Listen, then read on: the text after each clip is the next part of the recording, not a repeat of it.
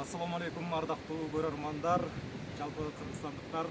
Бүгүн биз сиздер менен кайрадан түзөөдөн улушуп жатабыз. Дидар программасы бүгүн борборуңуздарда. Бүгүн бизде конокто кыргыз тил жана адабияты боюнча мугалим, көптөгөн жылдардан бери ушул устаттуу жол менен бараткан, баягы кыргыз тилчилеринин өзүнүн феноменалдуу бир сапаты, баягы чыңы бар, анча мынча акындык жайы бар. Маккымбаев Канатбек агайыбызды мына ушундай огойнунда жакшы интервьюга чакырып отурабыз. Ассаламу алейкум агай. Алейкум ассалам, саламатсыздарбы? Мына ушундай көркү бир студиябыз деп коебуз азыр, мындай ушундай бир баягы жасалма телевиденияга ар кандай студияларга караганда бул жер 1000 эсе артык деп билем да. Сиз менен эң алгач өзүңүз тууралуу сүйлөшөлү, өзүңүздүн сөөлөтүңүз, өзүңүздүн сөзүңүздүн баягы угалы ой бололу дегендей. Жакшы, саламатсыздарбы, ардактуу көрөрмандар, жалпы эле кыргызстандыктар. Өзүм жөнүндө аша чаап мактап кеттиңиз, бирок мен айтып кетейин. Ош областынын Ноокат районунун тууну болобуз. 2006-жылы университетти аяктап, 2010-жылдан баштап Бирок жагында Сыпырдын Каракол шаарында Хусейин Карасаев атынан гимназиядан баштап сабак берип, Климовдордо комплексинде калган келбейсиз. Абдан жагып атат мындай таза абада, тоонун койну болгондо да ал арчанын так ортосунда эмнелеген болгу жер. Ушунда Апшатада эсиме түшүп кетти. Идрис Айтбаев менен эс алып жүрүп айткан жайы бар эле. Суктанам ушул тоолорго жашаган керек болсо бойлорго деп. Кандай сонун эс алып жүрүшөт дейт да. Биз билбейт экенбиз да жаратылыштын кадырын, жаратылыштын баркын билбейт. Кенети даже өтүп кеткендер болот экен да. Биз бүгүн чыгынып исламга кетебиз. Эс алган келип турган кербезиз. Жалпыга жагымдуу манай. Абдан туура айттыңыз. Сиз ушул ырсаттарды айтсаңыз, мага да баягы ээлүү келип, жабылган ырсаттар эске келет. Көп жок тоолордун арасында чындык жашайт аристтердин. Ошол чындыктын арасында отуруп алып сиздерге жакшы бир георолунан баштап өмүрдүн бир мыйзам ченемдүүлүктөрүнөн ушундай ар кандай темада сүйлөшөбүз. Эми сиз өзүңүз тууралуу аябай жакшы айтып кеттиңиз. Канат деп ысымыңызды ким койгон, эле канат баягы канаты бар адам болот, бийикке уча алат деген сөз да. Канатыңыз менен каяктарга учуп кеткиңиз келет, буюрса, же болбосо буга чейин учтуңуз дегенде анан канат деген ысымдын өзүнчө бир маанилүүсүн аябай терең болчу. Сонун суроо негизи кээптүүлөр аты жөнүндө же өзүм видеого тартса көргөндө уялып кийинче турбайбы? Анан мен эч кандай уялбаймын. Канатбек деген атын сыймыктанып койгон чоң апа, чоң аталарыма ыраазымын. Апам мени көргөндө менден чоң байкем болгон. Ошол байкесине канат болуп жүрсүн, канатташ болсун, ошого учканда канат болуп жардам берип, жанында шерик болуп жүрсүн, канаты болсун байкеси деп Канатбек койгон. Эми канат деп атына курдашып тиги чет жактарга чыкпайсыз деп алып баягы жумуш сапары менен Кутайга шүгүр байкем. Азыр айтсам мактангандай болуп калат да. Айта бериңиз ошон үчүн атайын иштеп атпайбыз. Көп жерди көрдүм, Кутайга шүгүр болуп. Тил адабиятын аркылуу түрктөрдүн тил жана маданият фестивали деген бар. Дүйнө жүзүндө болуп атат. 200 мамлекеттен ашуун болсо, ошол 200 мамлекеттен ашуун эң аз дегенде 160 мамлекет катышкан 2016-2017 жылдары жактарга чыгып келип тил жана маданият фестивалына катышкан. Чыңгыз Айтматов атындагы лицейде бир окуучу, Кара Балтадагы бир окуучуну алып барып Барамсага дегендер менен Батыш Европадагы Румыниянын вампирлердин борбору болсо, Румыниянын Бухаресттин чоң ортосунда Барамсага жаңыртып берип кыргыздын илегинен ал жагынан Стамбулда, Турцияда аябай көп болдум.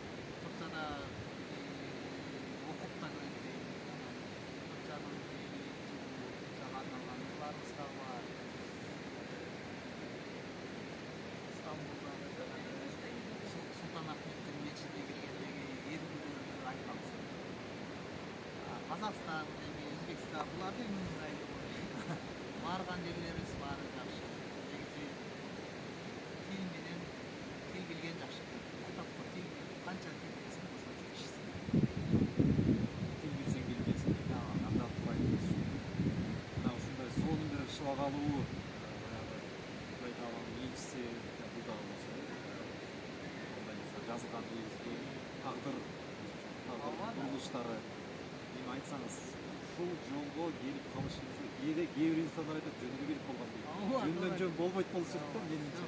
Анткени кайсы инсандар ага себепчи болот, кайсыга таяныч, арка жүрөк болот. Ушул инсандар келсин. Негизи менин чоң атам жамакта ырдап калчу экен да. Анан ошондон өттү деп эсептебеймин, бирок биздин урукта агартуучу педагог болгон эмес. Бирок ошол мени түрткү болуп калганын себеби ошол мектепте окуп жүргөндө агайым, кээ бир азыр эми көпчүлүгүнүн эжелери окуп калды. Анан агай окуп калды. Агайдын таасири аябай күчтүү болду. Анан 5-класста окуп жүргөндө мен сездим да, адабият жагына өтө күчтүү эле адабият жагына бирок сочинение жазып райондон 1-орун алып, 1000 сомдо белек алып келгем да. 5-класс. 5-класста. Ал учурдагы жанагы жомоктор билсеңер, кекире майса суусады, акыл кара чач, акылдуу дыйкан, алт кара куш, алтын куш деген жомоктор бар экен. Ошол жомоктордун баарын бириктирип, бир чыгарма кылып койсоңор, райондон белек бар, сочинение жазыла дегенден жок. Жөн эле сочинение жазыла дегенден мен жанагы жомокторду бириктирип, мазмундарын, идеяны алып чыгып, кекире майса суусап барып, чөлдөн анан кийин алып барып чүгүрүп, аны куткарып, оозу менен суу ташып деп жанагындай деп жазганым районго өтүп, биринчиликти алып келип, анан ошол жерде анан 11-класста ал бетте мамлекеттик сынакты түрүндө жазгам. Андан кийин институтка барганда дагы дипломдук защитаны түрүндө жазды. Жолдогу жолдор деген булар жанагы брошюра кичинекей болуп чыкса дагы чыккан бар. Ушулай. Ошого ким түрткү болду? Ошого ким түрткү? Негизи ошо Чоң атаңыздан дагы чоң атамдан анан негизи эле атамды да токо акын токо дешип коет да. Анча атам абдан баягы такшалган акындардай деле жаза албайм, бирок көргөн турган нерселерди иштеп баягы эсте калсын, бизден кийинкилер эскерип калсын деген максатта. Эми баягы абдан жакшы сөздөр болуп сөзсүз бир адам таасир этип ушундан улай дагы бир суроо. Демек сиз ушул бала кезиңизден кан жан дилиңизге сиңген экен да тил адабият менимче. Ушундай өзүм да таң калгам, мен барам ушул жолго деп да ойлогон эмесмин. Мен негизи Оштоп актёрчулук чеберчиликте Ош педагогикалык институтунда окуп жүргөндө Кеңешбек Жумакадырлар сабак берип жүргөм, бирок бир учурда эле карасам тил жана адабиятта кеткенде билгизиштим, ал нерсени өзү айтып калды. Анан барып аябай чоң таасир алып, эч кандай нааразы эмесмин, Кудайга шүгүр. Баары Ошол жакшы. жетиштик менен Нан таап жеп, артынан чуркап, албейт. Эми тил адабиятка келели.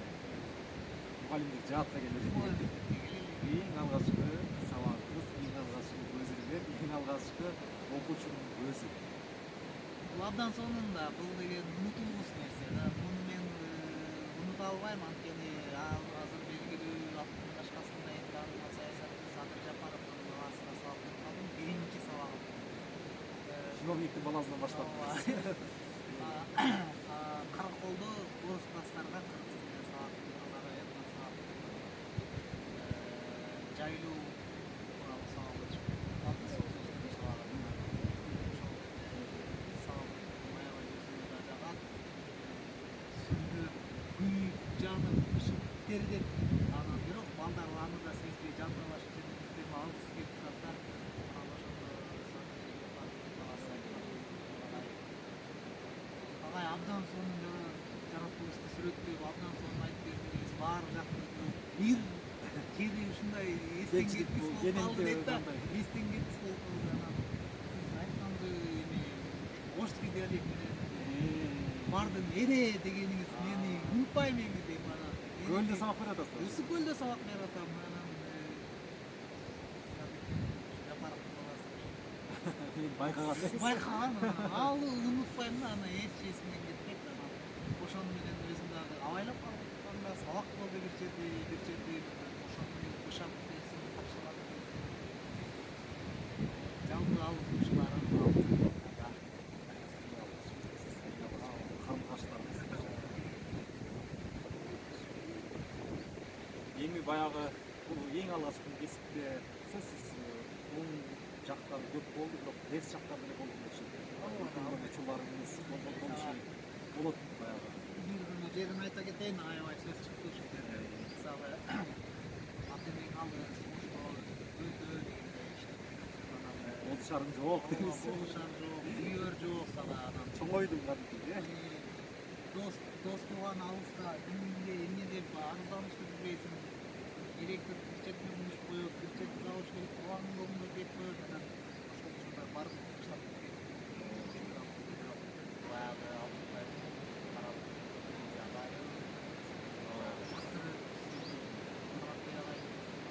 сабакка келсе деп бешикке тизилип тургандары түрткү да бул насип канчага чейин каерге чейин барабыз канча жакында эле ошол мини кичинекей поездия чечип көп билимден улап жатам сапарымды ким билет кайда кантип барарым ошол жолдо жүрөсүз. ооба ошол жолдо жүрөм бирок кимде кайда кантип барарым Демек, кандай бир тагдырыңыздан кандай бир урмуштар болуп кетсе, баарына мындай казактар төтөп берет дейт, ошондо туруштук берип даярсыз, даярбыз деп жолго чыктык да айтасыз. Менде бул жарыкчылыкка келгенде жолоочу болуп кетет дейт, өмүр бою ушу жолоочу болуп. Эми айтсаңыз, ушул устаттык өнөрканада өнөрканабызда жолдо тапканыңыз эмне, жоготконуңуз эмне? Менимче көбүнчө тапкандырсыз. тапканым эми алтын менин артымдан мага дуа кылып мага бата кылып мени агайым чөйрөмдө асырып албетте бул жолдо барат материальный жактан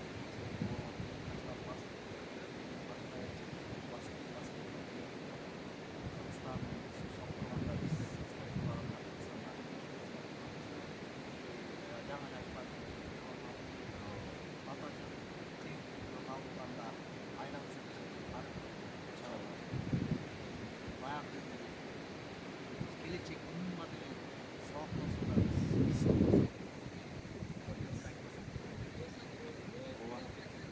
Чагылган деген сөз көп эле ушул сөздү кошкондо баягы жоопкерлик болуп сөзсүз баягы душмандардан кылчылдашып канды шыркырап ушундай бир согушкан майда талаасын эсилтишет. Менимче ошол тип эле сабакты өтүп мисалы окуучунун жүрөгүндө элесинде көбүрөөк билимге калуунун өзү бир чоң багыты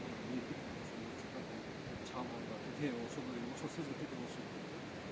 Эми үй бүлөңүз үй бүлө деген баягы бул темага келгенде билебиз эң бир жаныңыз аялуу бир катып турган ушундай бөлү болчу керек.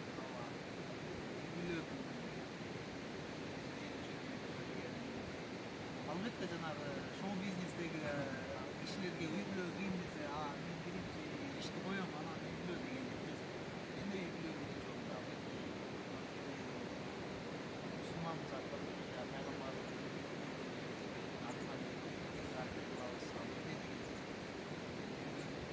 силердин көптүгүңөр менен мен пайгамбар да 25 жашында үй бүлө болгон ата аппат акыл. аппат балдар чабылган буюрса балабыз бар жатабыз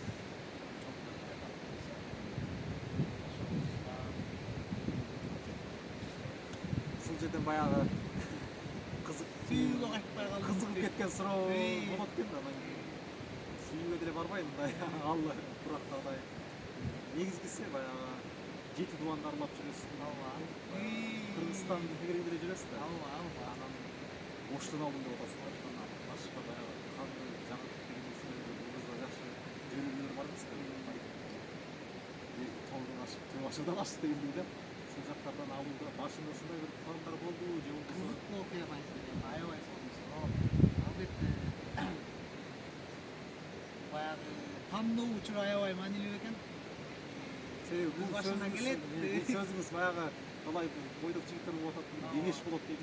Чоң кеңеш. албетте биринчи жүрөктү үнү керек жүрөк каякка үндөп атсак аякка карап бурулуп атсак ошону жасаш керек албетте жаштык мастык мен силерге кызык окуяны айтып берейин Неймар тууралуу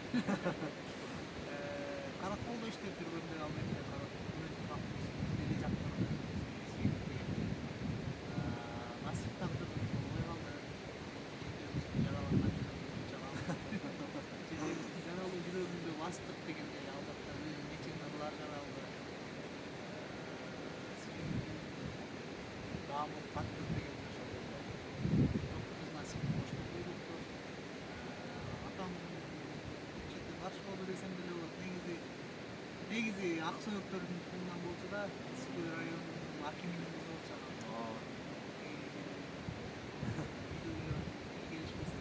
Тең менен тең менен тезек кабыл менен калам негизи жүрөктү эле уккан жакшы анан албетте түрткү болду ал бир аз сүйлөшүп жазышып туруп анан акырынан алысташып калды негизи кыдырып жүрөсүң дебейсиңби Кыргызстанда албетте мен Сапатта иштегенден кийин Сапатта военный ротация деген бар 2 жылда 1 жылда ар жака дайындап турушат сенин иштеген жериңде бул жагынан цепляк азамдайдан баштап көйүн арын айтпай эле коеюн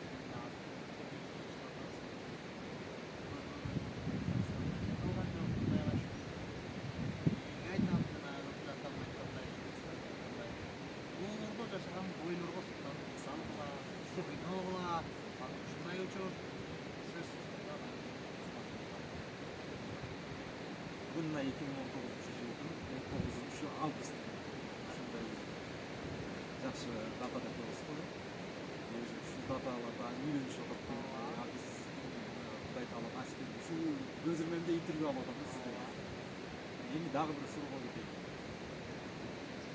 Өмүрдө мисалы үчүн мен сизди байкайм да көбүнчө жайдары жүрөсүз, анан турмушта туура жашап аткандай сезилесиз да. Ушул сыр эмне?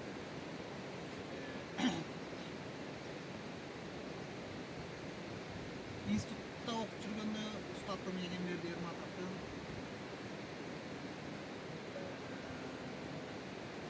чыгыш акындарынан которгон ырларынан эсиме түшүп ал айтып атат да бирөө өйдө бирөө ылдый кээси тушка көз ирмемдер өтүп жатат кыска шаар ичин карап турсаң кандай кызык чоң киши жаш кыз менен турат туштады да эми мунун философиясы таптакыр башка жакта болушу мүмкүн бирок Бир укканда баягы кулагыңа өөнү сурайт. өөнү учурайт баягы кандай чоң киши бирок ошол чыгыш адабиятынын улуу өкүлдөрү баягы низамилердин жазган ырларынан которулуп келип анан Эрматовдун жазгандан анан ошол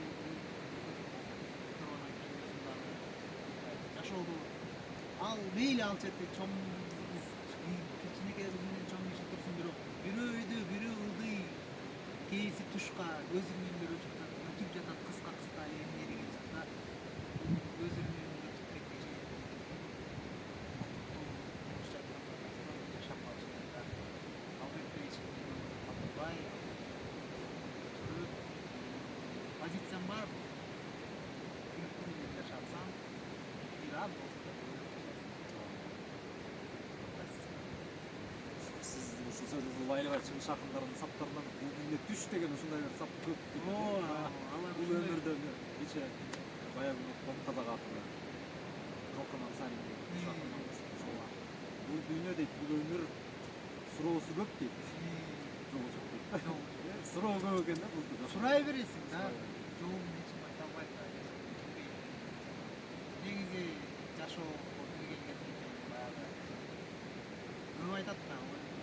Омар Хаямды көп мисал келтиришет да. Жашоого келгендин арактан, шараптан ичтеги ойно деп жок. Сонун эле башкача айтканда андай эмес экен.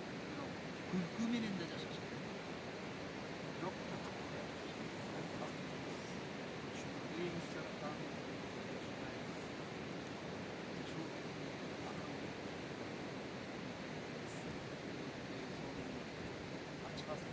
Муу коюнун арасында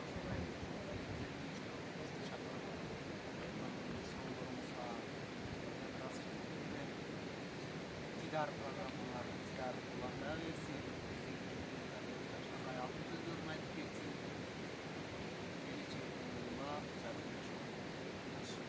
Омар Хаям деп калдым. Бул баягы ар бир адамдын жүрөгүнүн түпкүрүндөгү ойлорду айтып чыгат.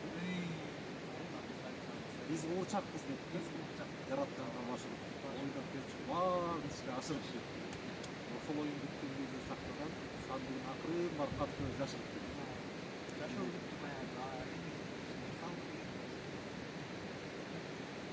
Жакшы эми баягы Айтматовдун өзү жакшы сөзү бар. Бул сүрөттөр бүткөн айткан сыйна чат. Китептер дүйнөсү бир чоң дүйнө дейт. Бул дүйнө эмне деп баалуулугу мунку заманда эмес дейт. Бирок ошентсе дагы китеп бар, китептин өзүнүн баалуулугун, наркын, насибин сактап калып атат. Эч качан Эч кандай бир кайгы касыреттүү заман болуп калса, кетсе дагы баары китеп өзүнүн талай баягы тагдырын, закон ченемдеги көрүнүшүн сактай берет экен да. Эми китептерсиз үчүн, китептер сиздин жашооңузда кандай ролду ээлери, кандай орунда? Абдан сонун суроо баягы акылмандар айткан экен да, кайсы бир өлкөнүн жаштарын мен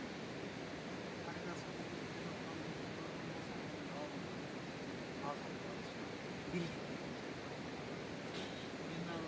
жашымда мугалимдик жашоомдун бир сапатын бар.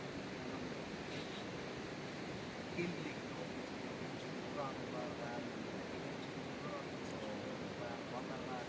акция жарыш уюштуруп, жарыштар уюштуруп, анан кийин биздин дагы талабыбызды чындатабыз. Баягы өздөрүнө сыйпаган талабына жай бар.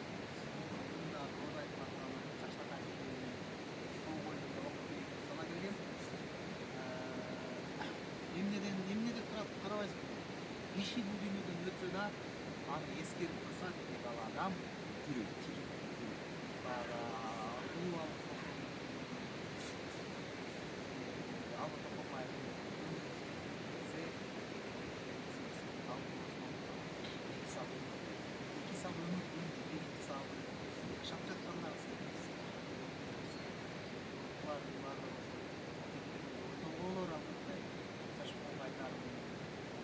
окуган гана Окуган кызыл. Баласа, жуз баласа.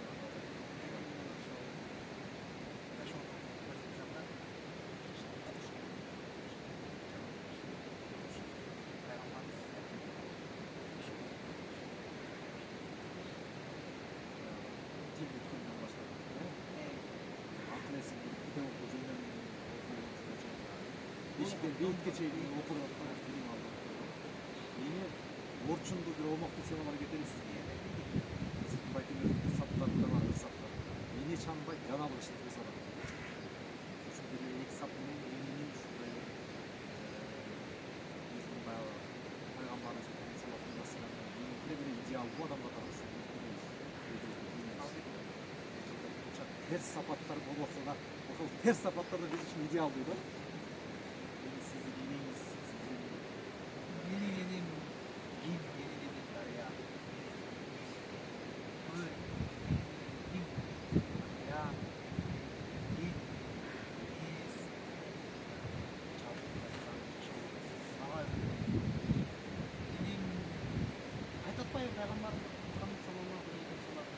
3 жолу энеңе анан кийин 4-сүндө мага бар. Эне жөнүндө мен болгондо коюларым бар. Апа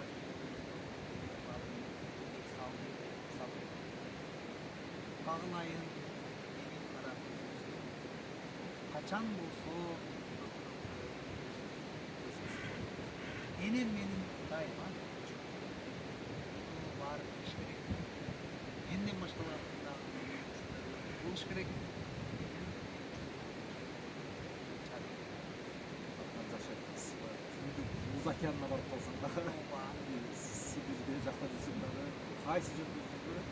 Американын бийик Нью-Йорк, Чикаго шаарынын 200-нчы этажында турсам дагы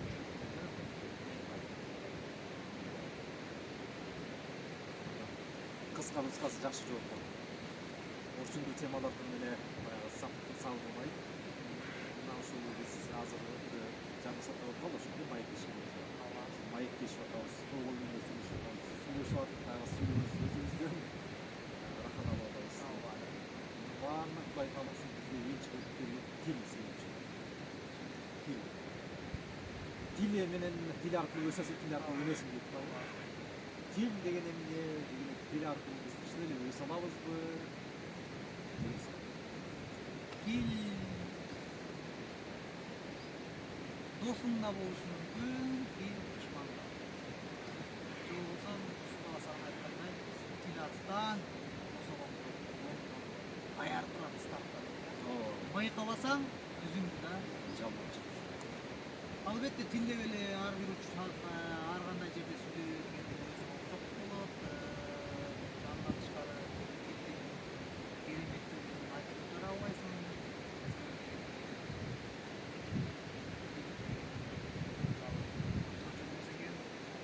Баягы эне менен баланын, нарисе менен баланын сүйлөшкөн тилини гана алып көрөлү мисалга да. Ал эне деген тилде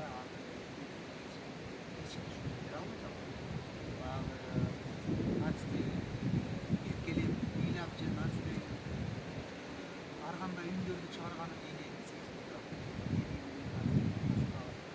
Тил байланыш, экөө байланыштуу зат. Улуу акын Алы Туркуча пайда кылган. Тил деген бул адамдардын ортосундагы байланыш.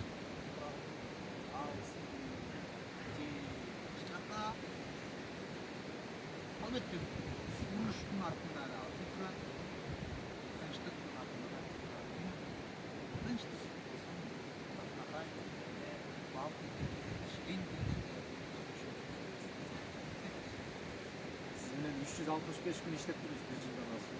Азыр 366 жана андан ары жана башка күндөрдүн ичинде жибинин күнүндөрүбүз азыр. Мектепте жумушта жүргөндө анча көңүлдап ушундай бир оорундар салып каласыз. Бул азыр мүмкүнчүлүк чоң. Өзүңүз жакшы көргөн баягы тетиги элерчиси мындай болуп ырдабасаңыз да. Бүкүрүктөн жаныңызга келип чыккан бир күндөт болсо дагы созуп кетпейсиз. Жаратылыштын коштоосунда сизге ушулардын баардыгы оркестр ушулардын баардыгы дирижер болуп турсун. аябай эле жарга такалган негизи баягы моменти келсе, учуру келсе ырдап калганга жетпейт негизи абдан сонун. Ойлонуп калган негизи кайсы ырдап кетсем. Анда сиз сокур сезимиз ойлонуп турдуңузбу? Мен ага чейин суроо берип турайын сизге. Ыр дүйнөсү. Өмүр бою адамды коштоп жүрөт. Ыр менен ушундай ээрчимага жарым башыңызга деп алып нерсени айтат го, нанга зар болуп, сууга зар болуп турсам дагы, кандай ушуну айтсаңыз. Ыр дүйнөсү өзгөчө кыргыз ырларында негилде кыргыз жанында кайсы баалайсыз, кайсы ырларды көрүп жатасыз, бүгүнкү заманбап ушундай жанрда ырлар чыгып атат, аларды тыңдайсызбы? Деги эле ыр болууда сиздин табитиңиз кандай? Сонун суроо, ушуну менен ырдап да калат окшойсуң мени. Негизи көбүнчө топ макындарды угам, баягы кымылдаган ошонун макындарды угам,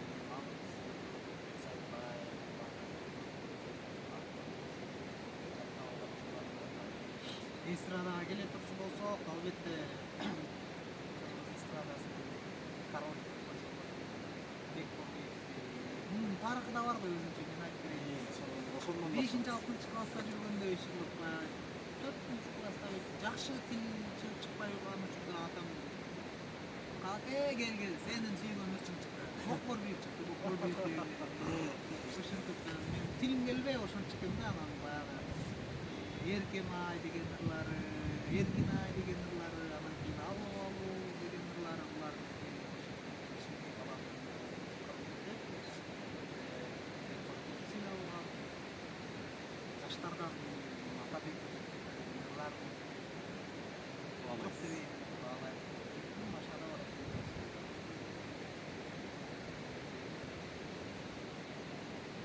ошондой ностальгияны да билесиз го.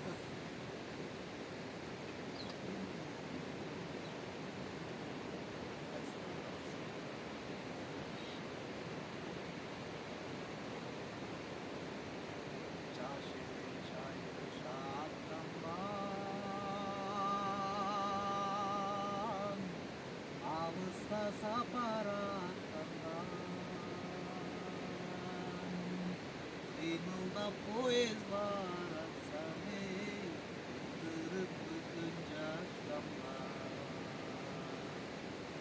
кыдырып көздөн жаш тамган.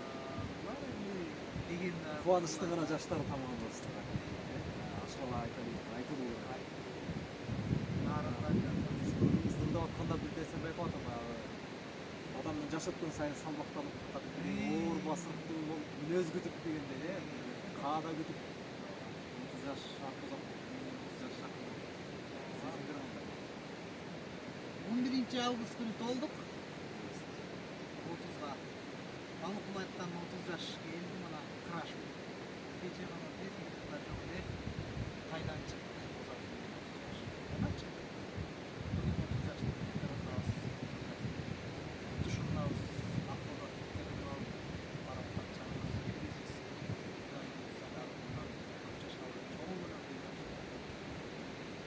чоң менен бүгүнкү сонун көрсөтмөкчү Руслан агай сизге рахмат. Ал зымырайт үстүсүнө камчылап, жери түшөр үйү башлаган. Жери түшөр үйүндө жок болуш керек деп атышат. Биз ушул жаш болуп келгенде бул жалгандагы өмүр темасы балдардан баардык өмүрдөгү жакта Сатыбек Курмановдун кандай шедевр чыгарманы жаратып казактар которуп атат. Бул да болсо өзүнчө өмүрдүн баалуулугун